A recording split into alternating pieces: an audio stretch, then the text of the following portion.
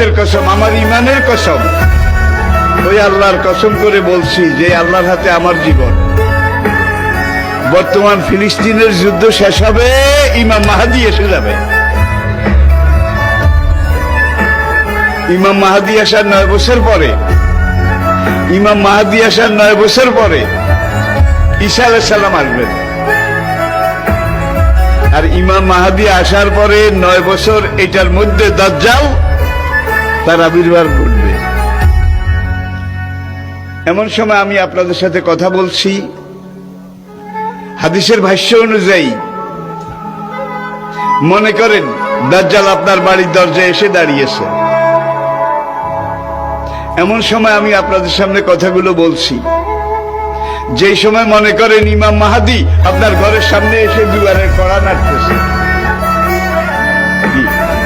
কত কাছে আল্লাহর নবী ইমাম মাহাদি সম্পর্কে, দাজ্জাল সম্পর্কে 70টা ভবিষ্যৎবাণী করেছেন। কয়টা? তার মধ্যে 66টা হয়ে গেছে, বাকি আছে কয়টা? এই 4টার মধ্যে কিন্তু ইয়াজুজ মাজুজ বাইর হবে, সব খাইয়া ফেলাইবে।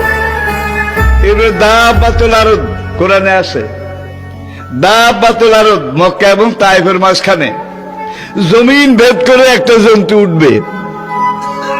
সেই জন্তুটা রাতের শেষ প্রহরে মাথা উঁচু করবে, মাথা এত উঁচু করবে কাবা থেকে দেখা যাবে, ইয়ামান থেকে দেখা যাবে, বাইতুল মাকদাস থেকে তার কল্লা দেখা যাবে। সে কল্লা উঁচু করে বলবে, হায় দুনিয়ার মানুষ, সে মুসলমান জাতি, দুর্ভাগ্য তোমাদের, আজকে রাতে আল্লাহ তওবার দরজা বন্ধ করে দিয়েছে।